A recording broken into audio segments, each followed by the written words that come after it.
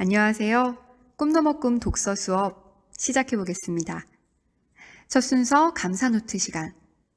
오늘은 감사에 대한 책 한 권 먼저 소개할게요. 감사하면 달라지는 것들. 내 인생을 바꾼 365일 동안의 감사일기라는 부제가 달린 제니스 캐플린의 책입니다. 2016년 출간된 후에 아마존, 뉴욕타임즈, 베스트셀러에 올랐었죠. 이 책에서는 이렇게 말합니다. 관계에 조금이라도 변화를 주고 싶다면 우리 주변에서 평소 하던 일을 묵묵히 해주는 것들에 대해서 감사를 표현하라고요. 그런데 여러분이 커뮤니티에 올려준 5가지 감사들의 대부분이 가족, 특히 매일 맛있는 밥을 차려주시는 엄마, 나를 지원해 주시는 아빠, 이렇게 가족에 대한 감사가 많았어요. 그 다음이 온라인 수업을 열심히 준비해 주시는 선생님, 또 챙겨주시는 담임 선생님, 감사하는 글이 있었고요. 그쵸?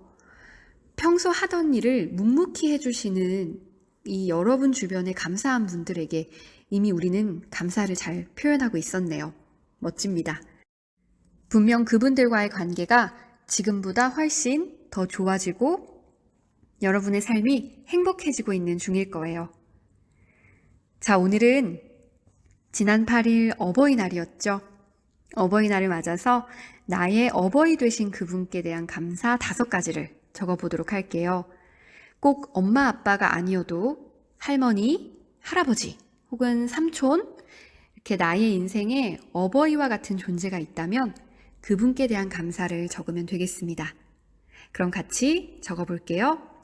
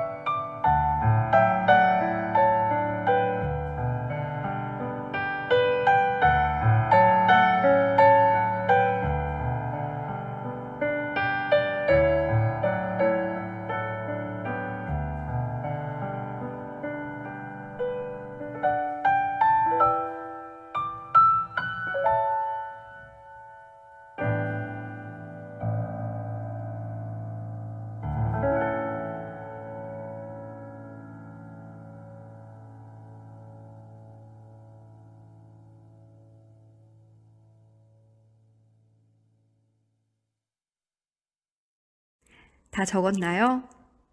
막 울고 있는 거 아니죠? 여러분의 어버이 되신 그 분이 누굴지 또 어떤 감사 고백들을 쭉 적어 나갔을지 궁금합니다. 꼭 올려주세요. 커뮤니티에 올려준 친구들의 감사들 소개할게요. 8반 김희준 학생. 맑은 하늘을 볼 수 있음에 감사하다. 일주일 강의를 잘 마무리할 수 있어서 감사하다. 오늘도 잠을 깨지 않고 잘 잤음에 감사하다. 글씨를 쓸 수 있는 손과 샤프가 있어서 감사하다. 부족함 없이 키워주신 부모님께 감사하다. 이렇게 희준 학생 이미 벌써 부모님께 감사를 표현해 줬네요. 샤프에 대한 감사까지 드디어 등장했습니다. 잠을 잘 자고 있다니까 너무 다행이고요. 부럽습니다. 쌤이 요즘 잠을 잘 못 자서 오늘은 좀 잘 자고 감사를 표현해 봤으면 좋겠네요. 고마워요. 그리고 6반 조경민 학생. 어려운 상황에서도 아픈 사람들을 위해 희생하시는 의료진 분들께 감사합니다. 코로나로 교육이 어려운 상황에서 저희를 위해 온라인 클래스를 찍어주시고 신경 써주시는 선생님들께 감사합니다. 힘들고 어려울 때 곁에서 있어주며 힘이 돼주고 도와주는 친구들이 있어서 감사합니다. 추위와 위험으로부터 보호해주고 쉴 수 있는 집이 있어서 감사합니다. 사람들을 위해 희생해주시고 도와주시는 경찰관, 소방관님들 감사합니다. 하고 이렇게 5가지 감사 올려줬어요. 경민 학생에게 정말 좋은 친구들이 많은가 봐요. 힘들 때 곁에 있어주고 힘이 돼주기도 하고, 네, 인생을 이렇게 든든하게 함께 걸어주는 사람, 바로 친구들인데요. 이 친구들에게 또 감사를 표현하는 경민 학생도 누군가에게는 든든한 친구이지 않을까 생각해 봅니다. 감사합니다.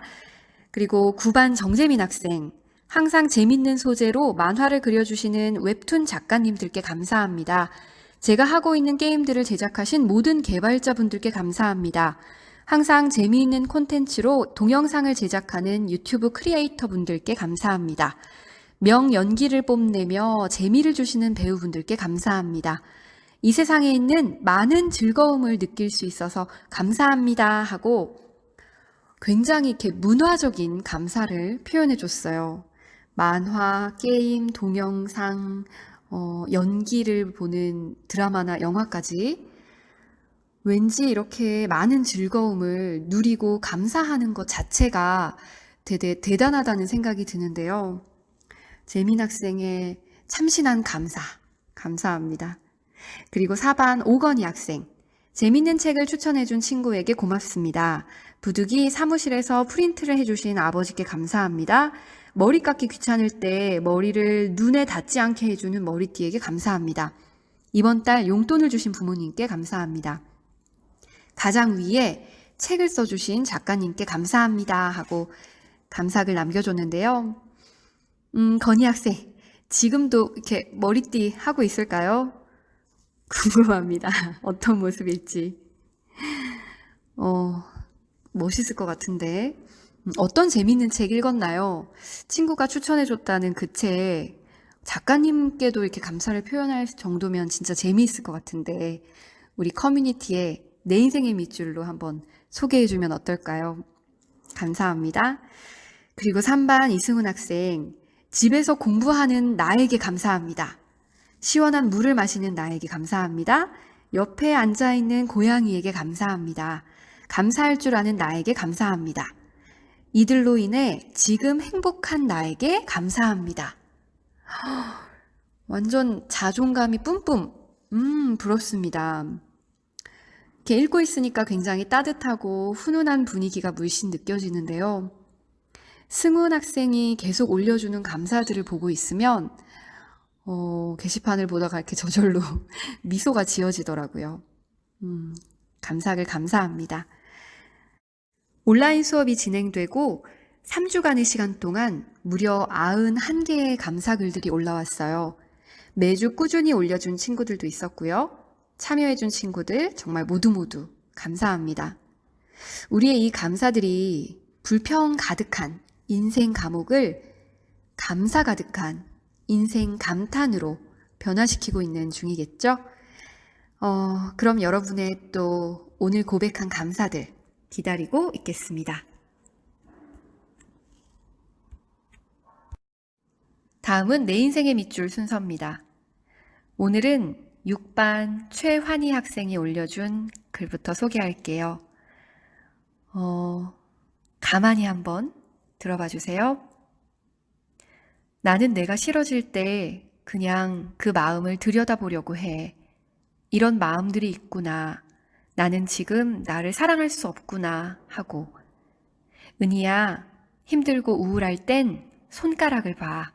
그리고 한 손가락 한 손가락 움직여. 그럼 참 신비롭게 느껴진다. 아무것도 못할 것 같아도 손가락은 움직일 수 있어. 여러분 어떻게 들었나요? 막 선생님이 작년에 너무 힘들 때 그때 시간이 생각나서 좀 울컥할 뻔했는데요. 이렇게 그냥 힘들 때는 아무 생각도 안 나고 이렇게 아무것도 못하게 되잖아요. 그럴 때 이렇게 요런 구절을 읽으면서 토닥토닥 나를 좀 위로해주는 그런 시간을 보내면 참 좋겠다. 꼭 다음에 힘들면 다시 이걸 읽어봐야지 하는 생각이 들었어요. 환희 학생에게도 뭔가 특별한 의미가 담겨져 있을 것 같은 멋진 구절입니다. 김보라 씨의 벌새라는 책에 나오는 구절인가 봐요. 보니까 영화로도 만들어진 것 같고요. 또 그 영화가 여러 영화제에서 상을 받았다고 하는데 책에 어떤 줄거리가 펼쳐질지 꼭 한번 올해가 가기 전에 읽어보겠습니다. 귀한 밑줄 남겨줘서 고마워요. 다음은 10반 이형민 학생이 남겨준 밑줄이에요. 말은 사람의 입에서 태어났다가 사람의 귀에서 죽는다. 하지만 어떤 말들은 죽지 않고 사람의 마음 속으로 들어가 살아남는다. 소름 돋으려고 하는데 우리가 항상 말의 위대함과 그 위험을 알잖아요. 어떤 사람을 살리기도 하고 죽이기도 하고 귀에 그냥 스쳐 지나가는 말이지만 마음속으로 들어가는데 이게 가시가 되느냐 꽃이 되느냐 요 문제인데 또 한 번 말의 중요성에 대해서 고민해 볼 수 있는 시간이었네요.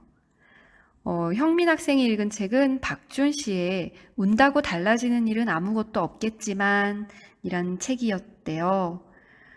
시인이셨던 것 같은데 첫 산문집을 냈고 이런 멋진 밑줄을 남긴 글이 있다고 합니다. 우리 한번 같이 읽어보면 좋겠어요. 형민 학생의 귀한 밑줄 함께 공유해줘서 감사합니다.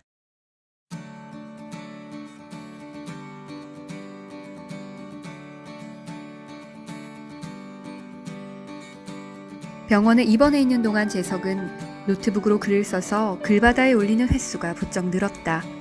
시간이 많기도 했고 그 외에 딱히 할 일도 없었기 때문이다. 난생 처음 입원을 해보니 세상을 보는 기준이 또다시 변하는 것이었다. 입원. 사람은 가끔 입원해야 할 것 같다. 입원은 자동차로 치면 주차 브레이크다. 발로 밟은 브레이크는 잠시 멈추지만 주차 브레이크는 완전히 채워져서 한동안 풀리지 않아야 한다. 내 삶에 지금 주차 브레이크가 걸렸다. 팔이 부러져 붓기가 빠질 때까지 입원해야 하는 것이다. 하지만 멈춰선 상태에서 세상을 보는 것도 나쁘지 않다. 남들이 얼마나 빨리 달려가는지 알 수 있기 때문이다. 어지러울 정도다. 멈춰선 상태에서 달리는 사람들을 보니 마치 고속도로에 고장난 자동차가 쌩쌩 지나가는 자동차들을 보며 달리고 싶어 하는 것 같다. 하지만 나는 생각한다. 왜 굳이 달려야 하나? 모두 달린다고 내가 달려야 하는 걸까? 가끔은 오래도록 서 있는 자동차가 되고 싶다. 보담이는 매일 문병을 왔다. 보담은 점심을 먹고 나서 병원 휴게실에 앉아 재석과 이야기를 나누었다. 재석은 정말 궁금한 것이 하나 있었다. 보담아, 너는 공부도 잘하고 예쁘고 아쉬울 것이 없는데 왜 연예인이 되고 싶었던 거야? 사실 내 욕심 때문인 것 같아. 아빠 엄마는 판검사가 되려고 하시는데 법에 의해서 사람 심판하고 판정하는 게 나는 무서웠어. 공부 열심히 해서 판검사 시험을 보면 될 수도 있겠지. 그렇지만 30살쯤에 이 세상 모든 것을 알 수는 없잖아. 그리고 사실 나는 할아버지가 장애를 가지게 되면서부터 세상 많은 사람들의 장애에 대한 인식을 개선시키는 일을 해보고 싶었어. 그래서 사회복지사를 꿈꿨는데. 보담이는 할아버지의 영향을 많이 받은 아이였다. 어려서부터 할아버지를 돕고 장애인들의 문제를 깨달으며 사회적 약자들에 대한 관심이 많았던 것이다. 그러려면 내가 큰일을 할 수 있고 이 사회에 영향력 있는 사람이 되어야 하는데 판검사나 엄마 아빠가 말하는 직업들은 그런 것이 부족해. 그러다 보니까 만약에 연예인이 되어서 아름다운 춤을 추거나 노래를 부르고 그러한 영향력으로 좋은 일을 할 수 있다면 훨씬 괜찮겠다는 생각이 들었어. 그것도 세계적으로 할 수 있다면 좋지 않겠어? 세계적인 스타가 되어서 내 꿈과 의지를 실현하고 전 세계 여행 다니면서 이 땅에 소외받은 사람들을 위해서 나의 목소리를 높이고 싶었어. 그래? 영화 배우였던 오드리 헵번을 봐. 미모로 아름다운 영화를 찍어서 우리에게 감동을 주었지만 나중에 영화를 관둔 뒤에는 아프리카의 어린이들을 돕는데 평생을 바쳤잖아. 영국의 제인 구달도 연예인은 아니지만 세계적인 명성을 얻으니까 지구의 미래를 위해 노력하는데 그 영향력이 크잖아. 오프라 윈프리 같은 여자는 미국의 토크쇼 진행자이지만 얼마나 많은 미국 사람들에게 감동을 주는지 몰라. 그래서 나도 연예계에 들어가서 그렇게 사랑을 받을 수 있다면 좋겠다는 생각을 했어.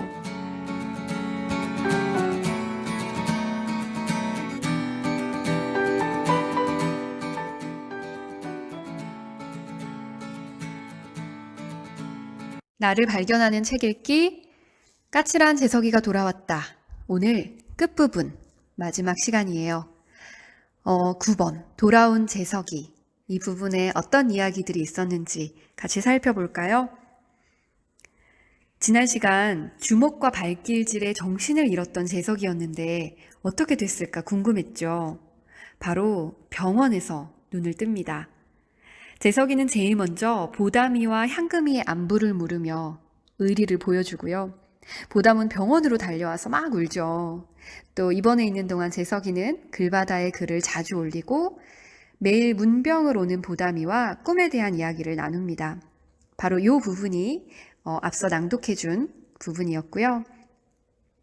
다음날 문일부 친구들과 김태호 선생님이 문병으로 오시죠. 그런데 이게 웬걸? 글바다 운영자가 바로 김태호 선생님이었다는 사실을 알게 되고 깜짝 놀랍니다. 그리고 보담이와 이런 대화를 나누죠.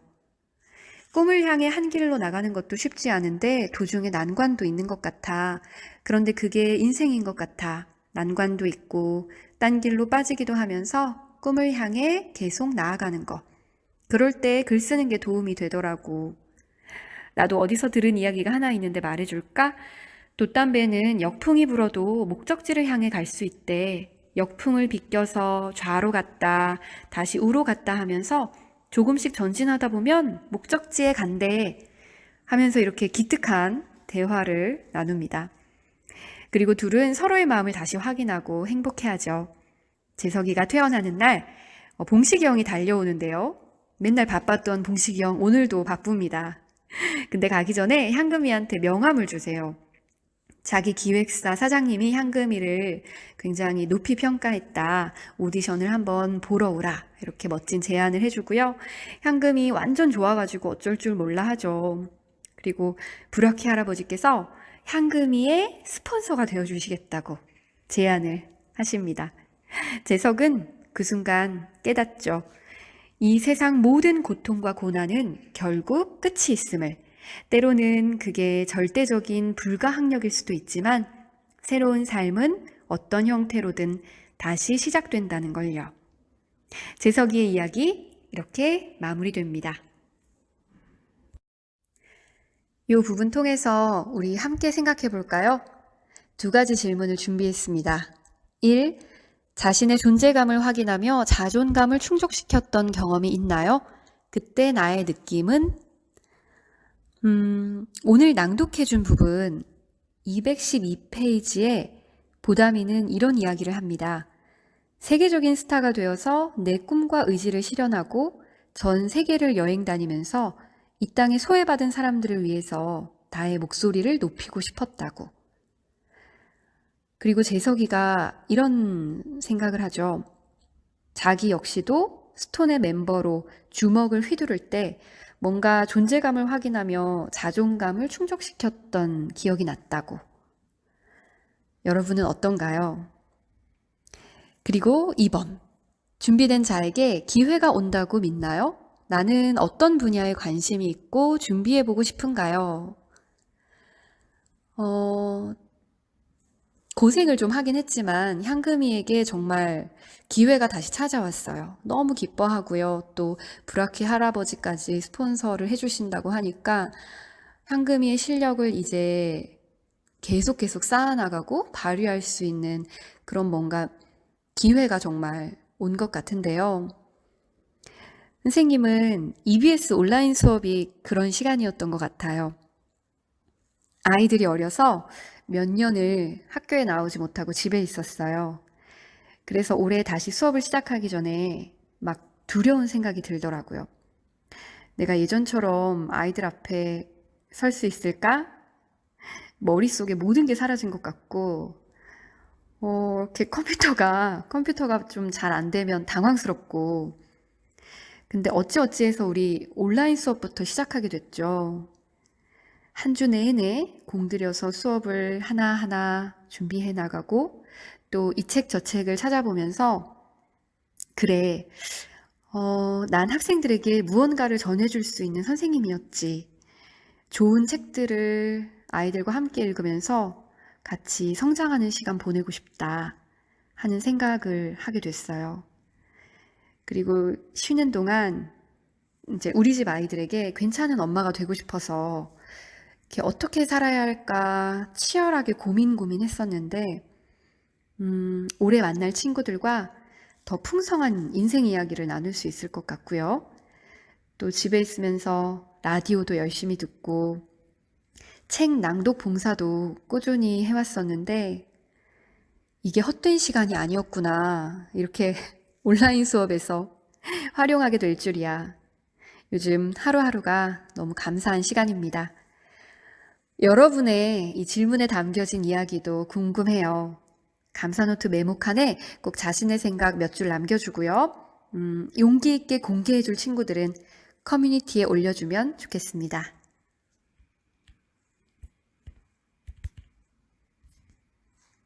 고정욱 작가의 까칠한 재석이 시리즈 소개하고 넘어갈게요.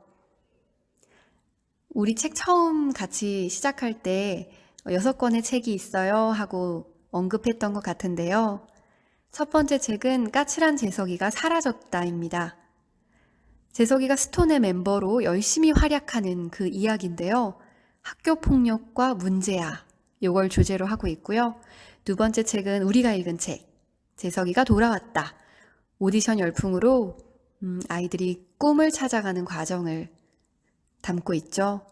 세 번째 책은 까칠한 재석이가 열받았다.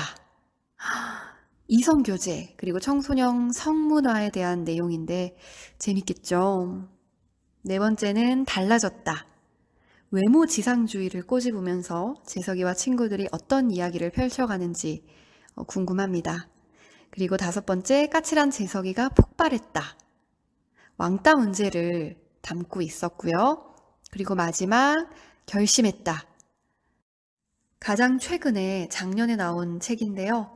게임 중독에 대한 이야기를 담고 있다고 해요. 재석이 책 너무 재밌었어요. 다른 책도 궁금해요 하는 친구들은 이렇게 시리즈별로 취향에 맞게 골라서 읽어보면 좋을 것 같아요. 그리고 고정욱 작가님께서 하시는 유튜브 채널 고정욱 TV를 소개할게요. 글쓰기 수업, 필사 수업, 말하기 수업 등 여러 강의들을 올려놓으셨고요. 그리고 우리가 읽었던 이 까칠한 재석이가 돌아왔다 책과 함께 이 시리즈별로 낭독을 해주시기도 하고 또 관련된 고민들 같이 이렇게 이야기하는 영상들이 올라와 있으니까 궁금한 친구들은 한번 들어가 보세요. 세상을 바꾸는 시간 15분. 오늘은 꿈을 향해 계속해서 도전하고 또 도전하는 한 청년의 강연 함께 들어볼게요. 무언가를 시작하기 전에 이렇게 두렵잖아요. 선생님도 굉장히 두려움이 심한데 이 두려움을 깨기 위한 방법은 지금 바로 시작하는 것, 지금 당장 시작하는 것이라고 말하는 당찬 청년 오현호 씨입니다. 여러분, 부시 파일럿이 무슨 뜻인지 아나요? 잘 몰라서 찾아봤더니 경제적, 환경적 요인으로 길이 놓이지 않은 곳에 물자와 승객을 태워 나르는 조종사라는 말이래요. 수능 7등급으로 세상의 첫 발걸음을 내딛었던 그는 지금 부시 파일럿이 되어 어려운 사람들을 위해 세상을 날고 있습니다. 스쿠버 다이빙 강사, 45개국 세계 일주, 히말라야 등정, 삼성전자 입사. 이 어마어마한 스펙들보다 그가 더 빛나는 이유, 그 비밀을 찾아보는 시간 되길 바래요. 내가 산, 바다, 하늘에서 배운 것들.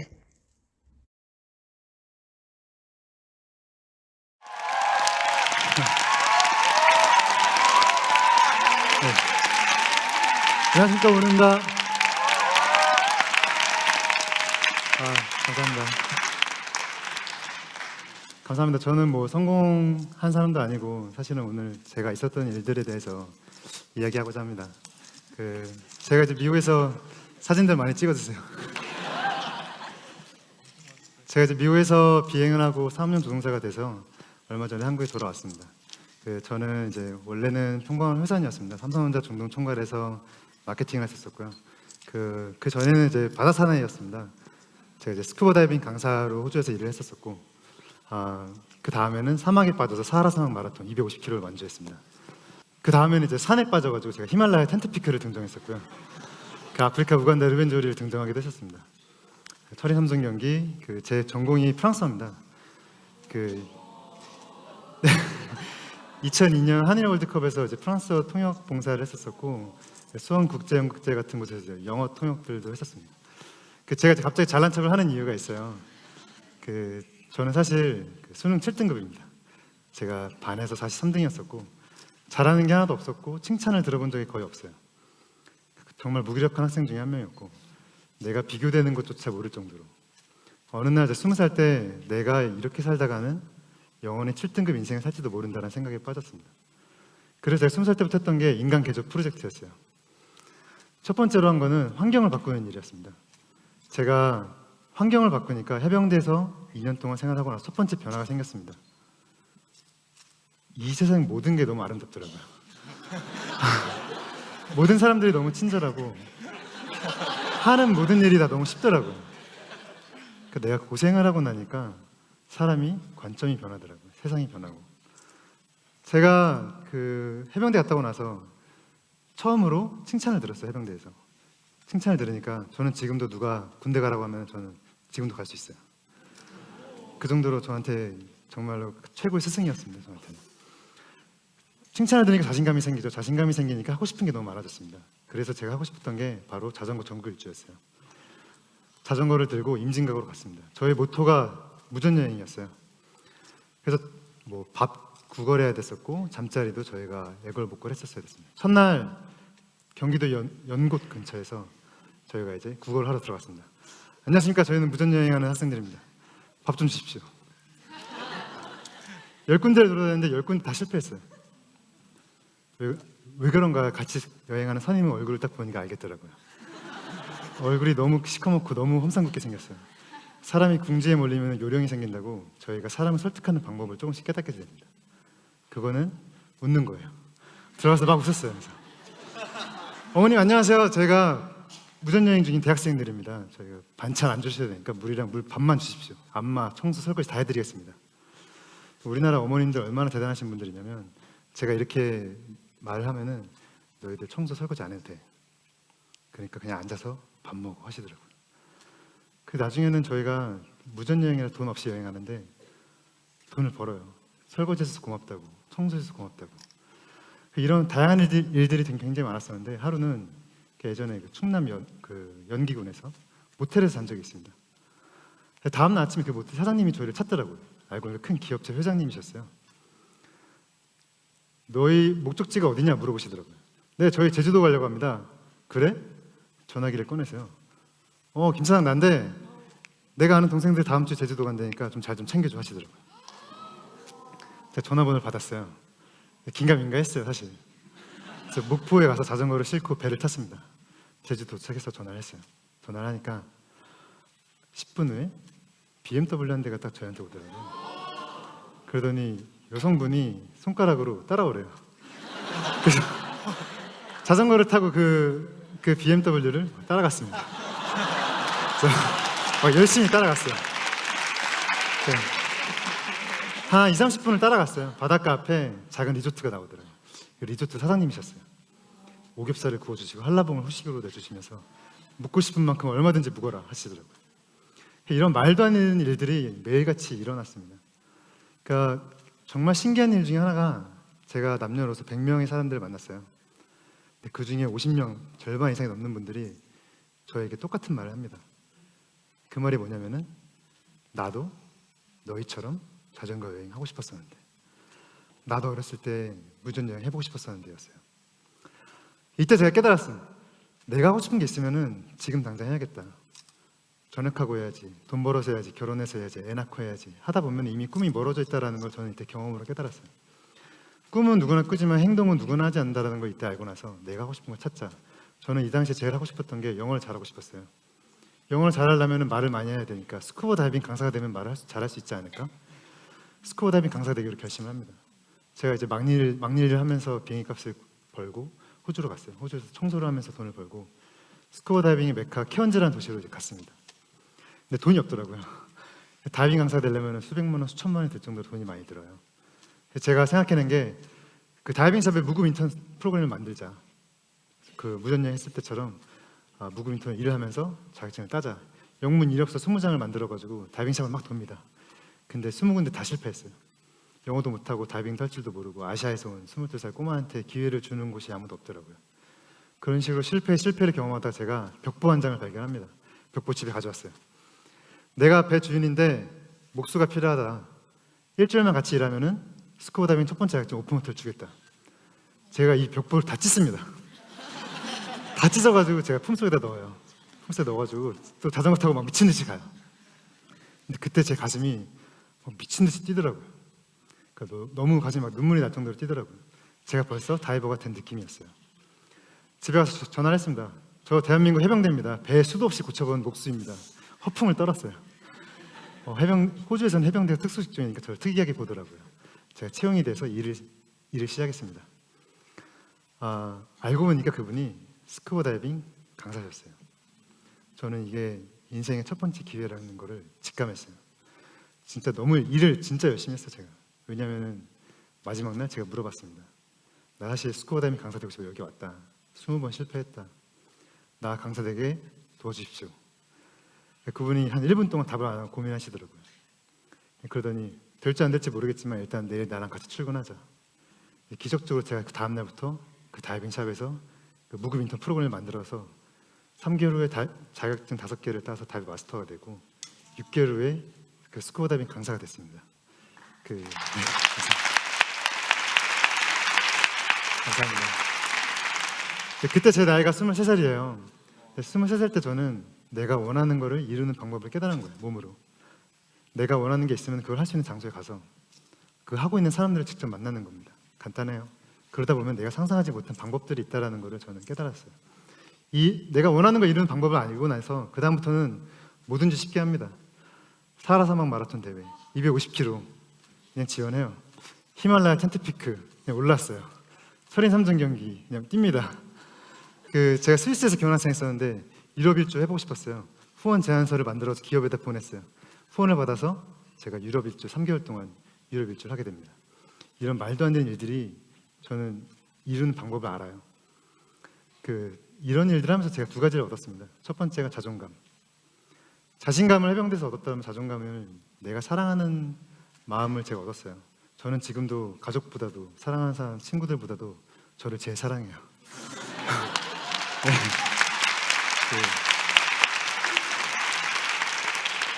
자신을 사랑하면 첫 번째 변화가 내가 삐뚤은 행동을 하는 거, 삐뚤은 길을 가는 거, 잘못된 행동을 하는 거를 너무 싫어요. 그 제가 절제하는 삶을 살게 됩니다. 제가 13살 때, 부끄러운 이야기지만 제가 13살 때부터 담배를 폈어요. 제가 21살 때 담배를 끊었습니다. 지금 11년째 담배를 끊고 있어요. 술 마실 때 너무 힘들더라고요. 술을 끊었습니다. 술을 끊으니까 집에서 TV 보는 시간이 많아졌어요. 제가 자취할 때 TV를 버렸어요. 게임도 많이 했는데 게임도 안 끊었어요. 이런 것들을 버리다 보니까 하루 24시간이잖아요. 제 하루가 26시간으로 늘어났어요. 저는 지금 하루를 26시간을 살고 있어요. 그러니까 나도 모르게 2시간씩, 하루에 2시간씩 버리고 있었던 겁니다. 그러니까 두 번째로 제가 배운 게 제가 히말라야 가서 배운 건데요. 제가 잘하는 걸 찾았어요. 히말라야에서. 바로 중력을 거스르는 일이었습니다. 저는 중력을 거스르는 일을 너무 잘해요. 3000m 고산 등반을 하면은 사람들이 고산병이 옵니다. 산소가 없으니까 구토를 하고 힘이 없어서 다 쓰러져요. 저는 쌩쌩하더라고요. 설산을 보겠다는 집념 하나로 3000m, 4000m, 5000m 올라가도 저만 쌩쌩한 거예요. 산에서 제가 한 일이 남들보다 2시간 먼저 일어나서 밥하고 남들보다 2시간 먼저 올라가서 밥하는 거였어요. 왜냐면 제가 제일 쌩쌩했으니까. 남들이 하지 말라고 하는 거, 내가 안 해본 거, 어렵다고 하는 거를 해봐야 내가 그동안 발견하지 못한 잠재력을 발견한다는 거를 저는 이때 깨달았어요. 결국 제가 28살에 이런 것들 바탕으로 제가 원하는 일을 하게 됐습니다. 저는 멋있는 정장 입고 해외 출장 다니면서 바닷가 보이는 집에서 좋은 차 몰고 다니고 이런 꿈을 꿨어요. 제가 주로 하는 일이 그 삼성전자 제품 전략자를 만드는 거였어요. 그날도 아침부터 밤까지 전략자를 하루 종일 만들고 집에 가는데 누가 질문 하나를 합니다. 제 머릿속에. 오연호, 네 삶의 전략은 뭐지? 이거였어요. 이때 소름 끼칠 정도로 정말 부끄러웠어요. 우리 회사 제품 전략은 하루 종일 생각하면서 내 삶의 전략은 단 한 번도 생각하지 않은 거예요. 전략자를 만들면 제일 먼저 하는 게 제품의 장점, 단점을 분석하는 일입니다. 집에 가서 제가 종이를 딱 꺼냈어요. 오연호 장점을 막 적었어요. 오연호 단점 적고 내가 잘할 수 있는 일, 내가 좋아하는 일을 막 적었어요. 적다 보니까 교집합이 생기더라고요. 이 교집합이 내가 살면서 어그로 해야 할 일이다라는 생각을 했어요. 그게 바로 중력을 거스르는 일, 비행하는 거였어요. 그래서 제가 바로 사직서를 썼습니다. 바로 사직서를 쓰고 파일럿이 되기 위해서 막 도전을 해요. 근데 살면서 삶이 항상 원하는 대로 돌아가지 않더라고요. 제가 1년 동안 실패를 경험하면서 백수 생활을 해요. 근데 제가 사하라에서 배운 건데 내가 아무리 다리가 아프고 다리가 움직이지 않더라도 내가 포기하지 않으면 항상 피니시 라인이 항상 와 있더라고요. 내가 포기하지 않고 올 거라고 저는 예상했어요. 근데 포기하지 않으니까 기회가 왔고 저는 30살에 비행학교에 들어갈 수 있게 되었습니다. Excellent. Light desire taxi brief. Using 181 to rise on swing. 드디어 형의 비행기가 움직입니다. 50. Then 55. Rotate. 멋지게 이륙하는 오현호 파일럿. Maintain 79 knots. Quick exchange approved to hotel. 조종석에 앉은 진지한 모습은 그야말로 1등 파일럿 같습니다. 상상하지 못했던 그런 순간들이었어요. 어떻게 보면은 한 번도 경험해보지 못했을 뻔한 순간들이었어요. 우리가 하기 전에는 되게 어려워 보이고 이거 내가 할 수 있을까? 막상 하다 보면 별거 아닌 것 같아요. 지극히 평범한 사람도 누구나 할 수 있고 차이점은 하려고 행동하지 않았다는 거. 제가 원하는 일을 하니까 좋은 일들이 많이 생기더라고요.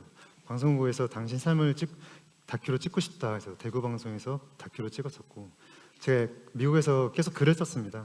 출판사에 출간 계약서를 보내니까 저는 1년에 10권도 책을 안 읽던 사람이었는데 여러 군데에서 책을 쓰자고 제안을 하더라고요. 제 첫 책이 1월 15일 날 세상에 나옵니다. 그래서 감사합니다. 저는 저 같은 학생들을 많이 도움을 주고 싶어요. 그래서 제 책들을 많이 기부를 해보고 싶습니다. 학교나 단체 같은 곳에. 사람들이 물어봐요.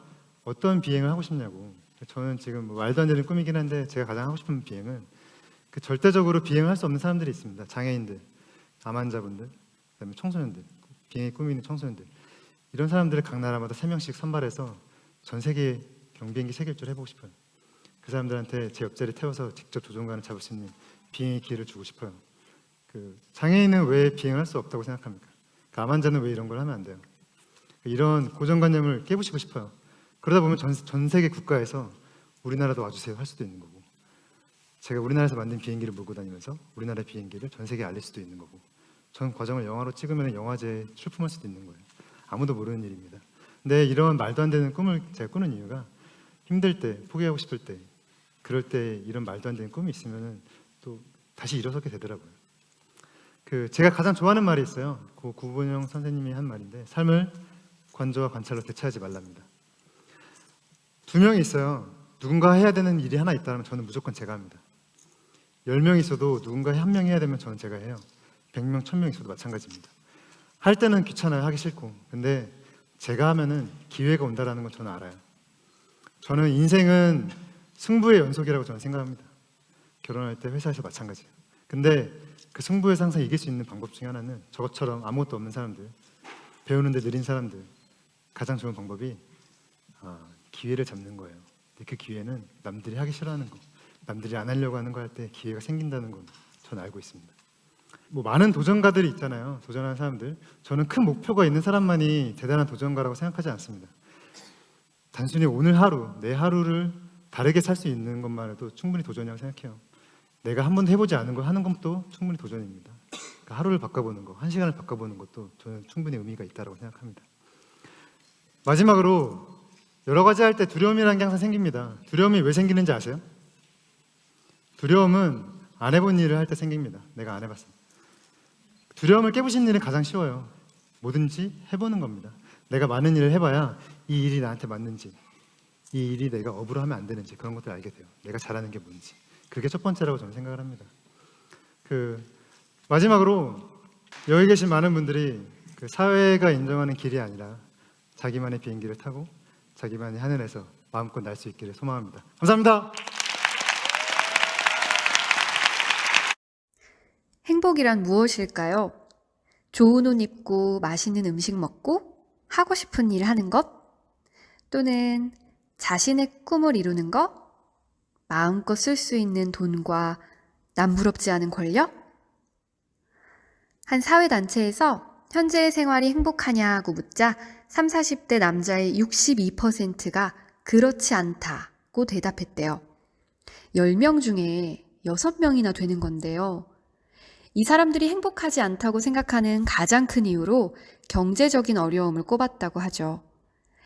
그리고 보면 돈이 사람의 행복을 꽤 좌우하는 듯한데 정말 그럴까요? 청마북카페, 오늘 소개할 책은 모니카 페트의 그림 동화 행복한 청소부입니다. 동그란 눈에 동그란 코, 또 동그란 얼굴까지 마치 어린아이처럼 귀여운 표정의 청소부 아저씨가 오늘의 주인공입니다. 이 아저씨는 바흐, 베토벤, 하이든, 괴테, 브레이트까지 음악가와 시인들의 거리 표지판을 닦는 일을 해요.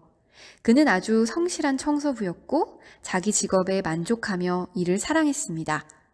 하지만 어느 날 길을 지나던 한 아이와 엄마가 주고받는 말을 들은 후에 그의 일상이 바뀝니다.